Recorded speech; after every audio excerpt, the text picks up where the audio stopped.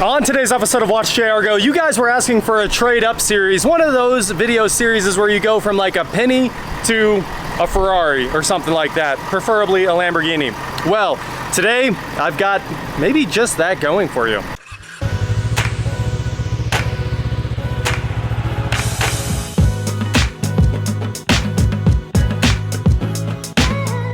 What is going on, guys? I am WatchJRGo, and today, like I said, we are in the trade up series. Sorry, it just turned into a hurricane outside. Where was this 2 minutes ago? As you can see, I have the fake Arctic Cat quad, that is a real Arctic Cat quad with the wrong engine on it, loaded up in the back of the truck. And today, we are driving to Oklahoma to trade it for something that's more valuable than that. And if you guys remember in the last video about this quad, I just traded a pump that I paid $90.54 for at the military auction. So we're doing pretty well so far. I could have quickly turned it into $1,000, but we might have turned it into something a little better than that. So let's jump in the truck, drive 4 hours, and go see what we're getting. Well, guys, we have made it to the place where we're gonna trade the quad for a car. So, a brand new car. It's a new car.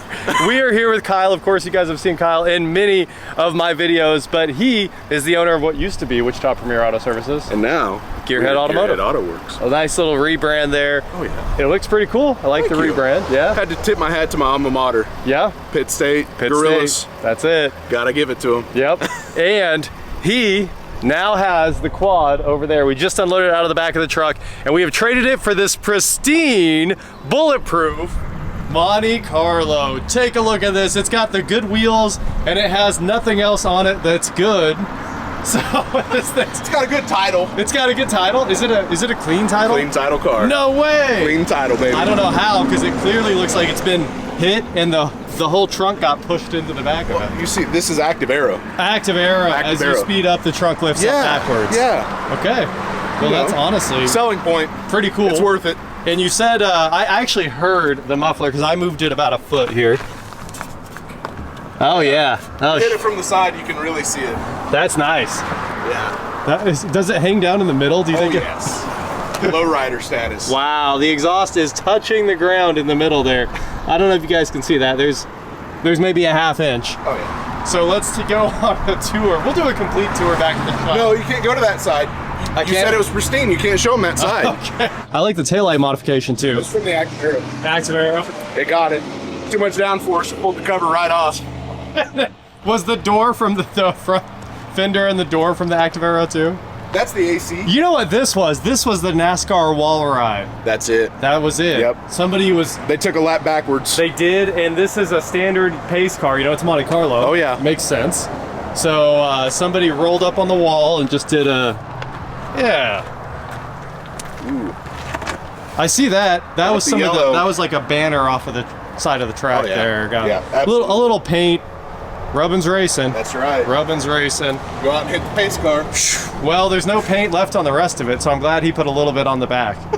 But still, guys, I have traded. Everybody wanted me to do a trade up series, and we have traded the quad for a running, driving Monte Carlo. A little less pretty, but Yeah. that's fine. Yeah. Still a Running, driving car. That's right. 4 wheels for 4 That's wheels. like $5 grand right there. I don't think so. Maybe in 20 more years. Yeah, that's fair. Yeah, I'll hang on to it that long. Absolutely. I know you. You won't hang on to it for 20 seconds. It'll be gone. It'll be gone quick. But to get it out of here, I'm gonna go ahead and hit the remote start. None of these buttons do anything, do they? No, they sure don't. All right. Well, I'm gonna load this thing on the trailer. Hopefully the exhaust doesn't hang up. It's a little iffy, but we'll talk about this when we get back to the shop. I know you guys are itching to see a tour of this pristine Monte Carlo. Debadged. Debadged. Doesn't even stink. It doesn't actually smell. I'll give it some credit. Yep, doesn't smell. That was the shocking part in my head. Usually they're full of water. Oh yeah. And I can't imagine why. I can't either. Well, if it drives on the trailer, it's better than a lot of the cars we picked up recently. So we've got a battery, check engine light, change engine oil, low washer fluid. Not that bad, really. 195,000 miles.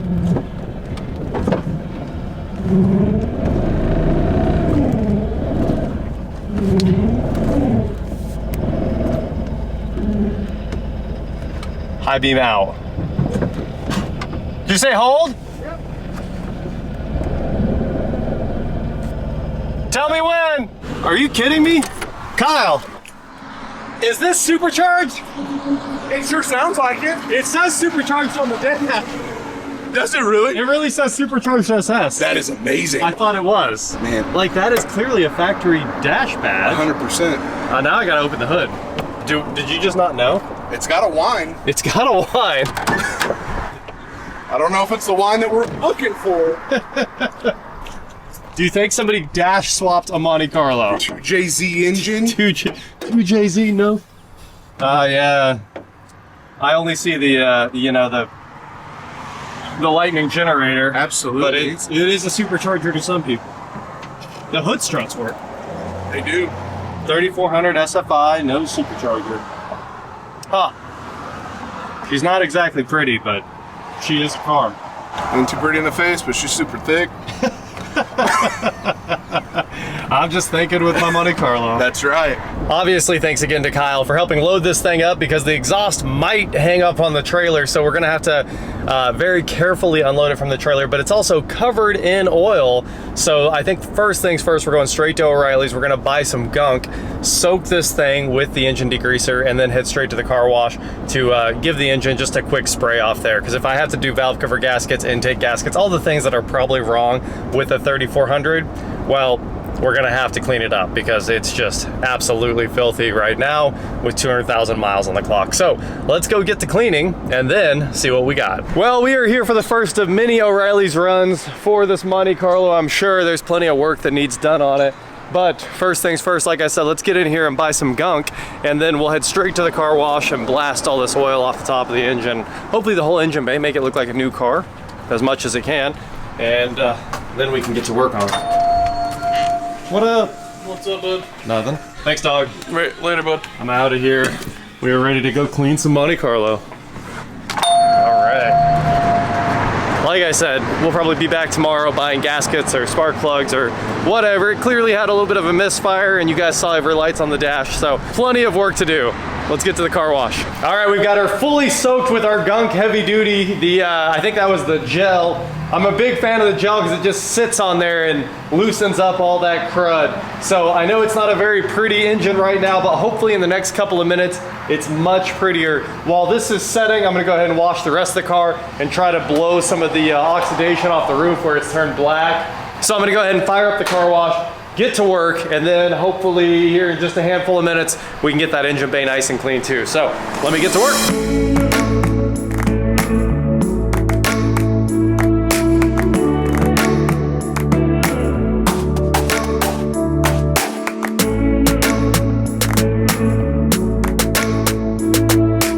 Look, I'm calling it a win so far. She drove straight off the trailer, no problem. You can hear it's got like an exhaust leak, slight miss. It needs everything. It needs everything, but it does run. And Kyle did tell me there was random bottles of coolant in here, so we need to look out for a coolant leak. But we're gonna get inside and really investigate what we got here. This thing is full of stuff, and I know everybody likes to see a good old investigation of everything we find in these cars. And the worse they are, the better the stuff is you find. There's no doubt about that. And we are back in the shop with my new to me fake 2004 Monte Carlo SS. That's right, for some reason this is badged as a Monte Carlo SS, and for some other reason I think they actually put the wheels on it from the Monte Carlo SS. Isn't that what those are, the 5 spokes? They do look good, I've always liked those wheels. But let's jump in here and see just what we have traded my four-wheeler I could have easily gotten $1,000 cash for.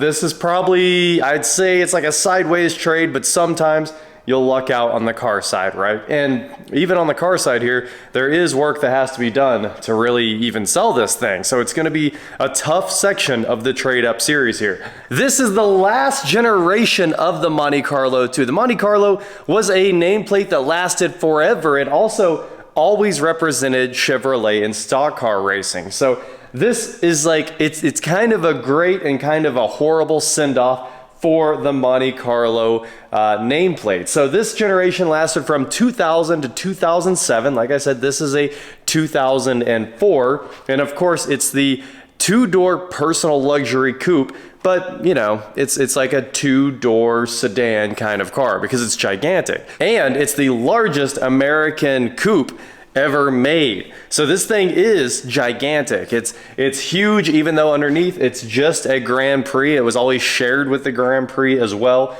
So it weirdly seems way bigger than any Grand Prix you've ever seen. The thing looks monstrous. And since it always represented NASCAR, they made a bunch of amazing versions. And like I said, again, I want to clarify, this is not an amazing version. This one is the worst. And somehow the amazing versions are actually, they all still seem to be out there hiding in people's garages. You never see them for sale, but they made the Intimidator edition. So there's like a Dale Earnhardt edition, a Jeff Gordon edition. You know, I'd have to look it up, but basically every big name in NASCAR, they made a Monte Carlo for them if they were driving a Chevrolet. Dale Earnhardt, Jeff Gordon, I can't think of it. There's almost 4 different editions, and then there's a bunch of pace cars as well. And many of those did get supercharged too, and they only did the supercharged cars in 04 and 05, and then the Grand Prix got refreshed. So of course, since this is a Grand Prix, it got refreshed too. Now I had the GOAT of the Grand Prix in the past. Before the channel, I had an amazing Grand Prix GXP with the V8 in it. And as you can imagine, since they put the LS4 in the Grand Prix GXP, the Monte Carlo SS also got the V8, the LS4. So it's basically always been a Grand Prix, and some of them are cool. The cool ones are hard to find. They're all stored in old people's garages with probably 10,000 miles on them. I don't know. You just don't find them for sale. And if you do, they want crazy money. So it doesn't really make any sense because it's not a good car. I know they said this was like GM's first luxury car, but there's no luxury about it at all. The SSs probably are a lot better because Grand Prix, GTPs, and GXPs are 10 times the car this is, right? But this is the farthest thing from luxury you could pretty much ever get in. It has no options. Anyway, let's jump into it. So we have a wrecked and tinted 2004 Monte Carlo here, and there's no finish left on the front wheels and some finish left on the back wheels there. And this is funny, this is after I washed it. It just looks this bad. We've got paint failure all the way down to the C-pillar. It's got some clear right there, and then it stops again right there. And all of the vertical surfaces look okay, and the horizontal surfaces are toast, as they normally are with cars like this. And then the weirdest thing of all, this taillight is missing most of its cover. I might be able to get it all off if I give it a wiggle there, but they still work, which is kind of funny. You guys remember the Cadillac CTSs when the reverse lights would fall apart on the trunk? That's kind of what's going on here. The GM plastic has given up. And you know what? I have always liked this big, curvy Monte Carlo body. I think it's a solid look, right? A big, a two-door kind of sedan, like a coupe sedan crossover, because it's got, you know, a little bit of room for the back seats, so you could get 4 people in this if you wanted. The 3.4 liter is pretty reliable. It's no 3800 Series 2, but it is a pretty reliable engine, and all of its failures are well known as well, like intake gaskets and things like that. So it's a platform that we've all enjoyed for many, many years. And the people that have enjoyed it most are the buy here, pay here lots, because these things are truly cockroaches. The Grand Prix, the Grand Am, the Monte Carlo, all of the cars with the 3800 and the 3400 in them, they just run forever so they can repo them 5-6 times in their lifetime and sell them again and again and again. People just, I don't know why, they don't pay them off, or they break, and whatever breaks is really cheap. So then they go get the car back and they fix it for up $250, and they put it back on the lot and sell it for $4,000 or $5,000 again. Now this one, I don't think it's a $4,000 or $5,000 car because they like to have paint on them. But for the most part, these things are cockroaches that just run and run and run. So again, let's actually go on a tour of this thing. It looks like it's been hit on every corner after a quick look around it. I don't want to dive in too deep because it's all pretty standard stuff. But I will take you around. So these are 16-inch 5-spoke wheels with kind of a faux carbon fiber center cap right there that does look good even today. And the plastic chrome has started to peel off but isn't completely gone yet. So that's something. I don't know why somebody didn't do a hidden balance, but they did clip-on weights that look very, very bad. You can assume based on the fact that the wheel is curved 100% of the way around that the wheel is trash. It must be bent because they have so much weight on there too. So that's pretty funny, but honestly the tires are in great shape and I don't think they're old either. 23, look at that. The tires are not that old. So somebody was trying to take care of it, but again, it's wrecked right here. It's missing the driver mirror. The windshield is cracked. All the paint is missing. The windshield wipers are non-existent. You can see, we'll just do that maneuver right there to prove it to you. They are very bad. It's been hit here. Paint's missing here. Paint's missing here. That's right. Check it. You got your paint depth meter? Go ahead. The bumper is cracked here. It's separating there. Headlights need refinished. Hole in the bumper right there. Hit something right there. Hit something right there. Rub, rub, rub, rub, rub, rub, rub, rub, rub. Hit something real right here. And of course, it's probably not an SS because first of all, it doesn't have any of the ground effects. And second of all, it hit something there. The fog lights are the fill-ins right there on the bumper. So no fog lights. Again, she hit something serious there. It's collapsed there. I don't know. I just made this trade because everybody wanted a trade up series. But this is probably a downgrade from that four-wheeler that did run and drive. But this also runs and drives. This tire, it looks like actually there's only one good tire. This tire is from 18 and doesn't exist. It's literally past the wear bars. Sketchy. The brakes appear to be completely gone based on the the brake dust that built up and cooked onto this wheel here. And mirror hit something. It's attached, so that's something. But the mirror definitely rubbed on a wall. Was this used in a demolition derby? Is that what's going on here? None of that's rust. So I was just checking. You gotta check. And this taillight's cracked, bumper rubbed on something. And a big gash in the bumper right there. But that's it, I think. I think we've covered all of the bad. I did already wash out the gas cap because it was 100% full of dirt, and it's honestly still a little bit full of dirt after the car wash. Why is the paint coming off? That's not clear failure. That's been repainted. That's paint on top of paint, guys. So that might explain some of it. It's had an extra paint job thrown on its paint job. I always love these door handles. They're very nice. This oval existed on all of these cars like the Grand Prix Grand Ams, and they're just really good. Just solid, reliable door handles. That got hit too. There's a big dent right there. I wouldn't go in there. Biohazard. Normally we only have to talk about the exterior of a car being wrecked, but in this case, even the interior is wrecked. And it's not just dirt, it's actually wrecked. It doesn't make any sense. The dash is destroyed. It's held together by duct tape, or at least it was. It's no longer held together by duct tape. I think it has 194,000 miles on it, if I remember right. We will turn the key on real quick just to take a look. At least the driver's seat exists. And any day now. 195,531, there you go. So that's the mileage. The volume is completely gone off the radio there, but it is, I think it's the single disc. I don't think it's the 6-disc changer. It does have dual zone climate control. Manuel, of course. That's not that bad though. A little auxiliary port right there. And these are the cruise buttons, I think. That is probably cruise on, and that's set and resume or set and cancel. So you can't tell what any of the buttons are. This might be the worst one of these I've ever seen in history. I know why it says it's supercharged. It was in a front-end collision. I'm gonna try to grab a Carfax real fast, and let's just see how bad the history of this car is before we continue, because it's pretty funny. And I just checked the Carfax on it, and it only has a single minor on it. All the rest of the reports on the Carfax are service history.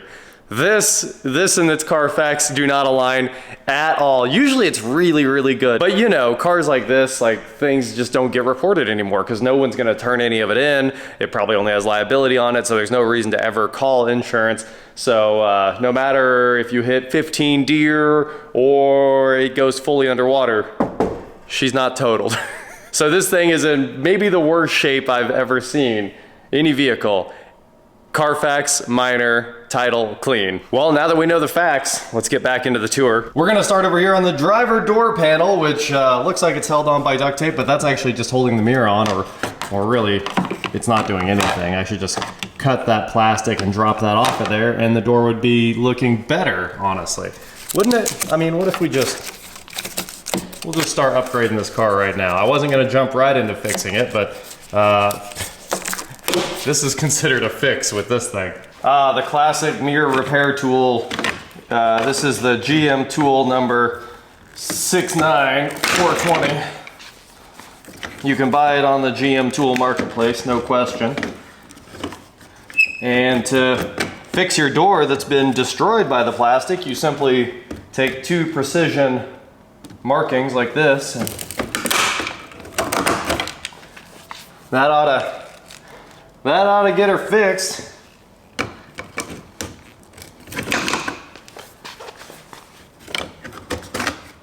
All right, look at that. That's an upgrade. But back to the extremely long driver's doors here, that you will want to have quite a bit of space beside the car if you have to open the door at any given time. These are long, and you will be climbing out in a very awkward way if the parking spot is tight. So right here we have our light controls. It's pull, no auto lights or anything. Pull for headlights, 1 notch for parking lights, and of course turn all the way for interior dome light, which you can see, it reflects there. You can see it turn on and off. Ooh, it fades out, okay. Well, the fade out is a nice touch. Sometimes that's a compartment, on this one it's not. It has tilt steering wheel, but no telescope.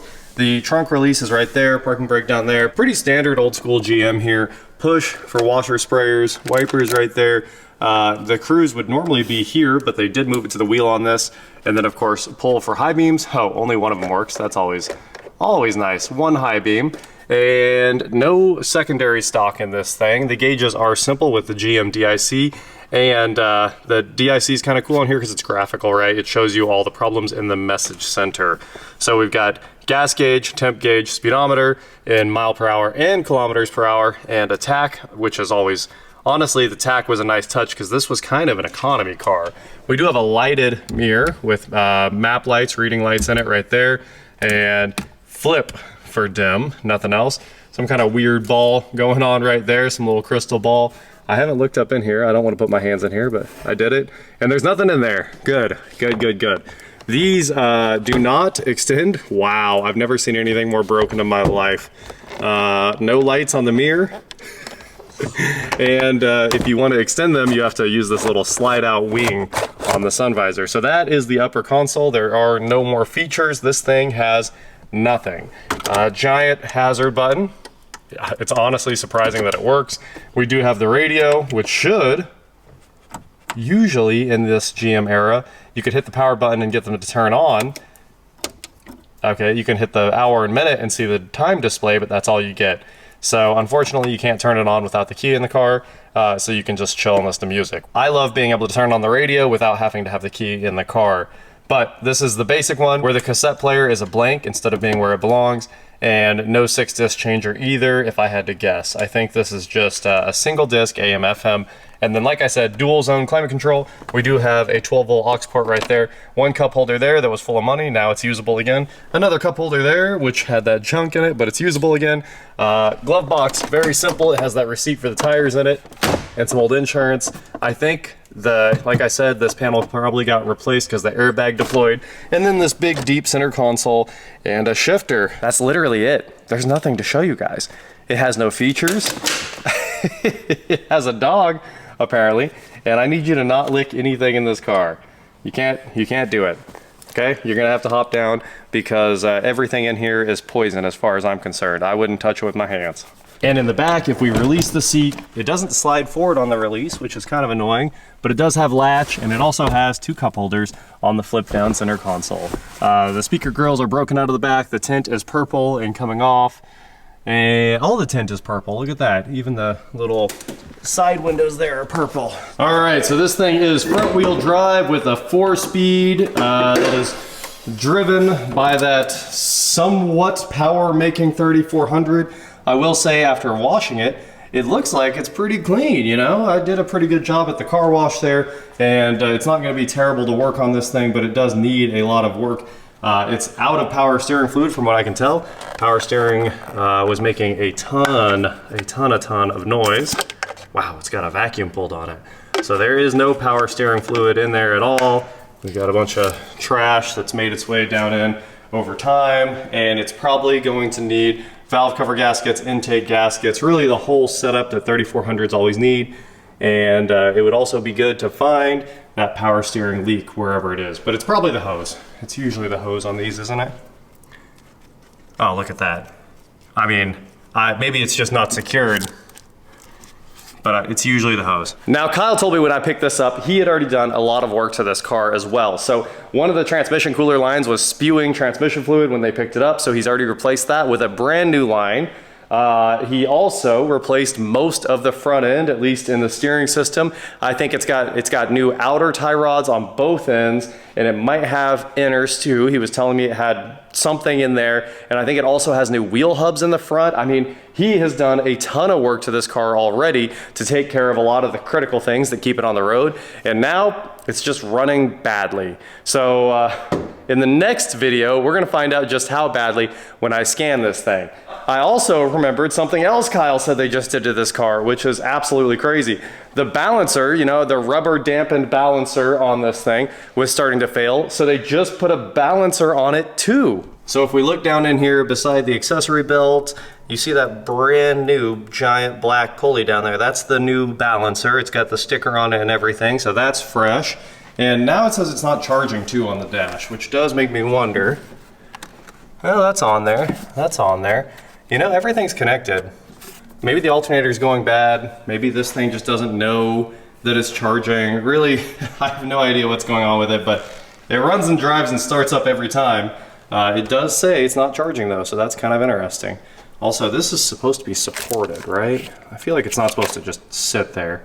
We'll get that out of there. I think it was, there used to be a clip right there or something like that. So this is the worst car I think I've ever bought, traded for in my life.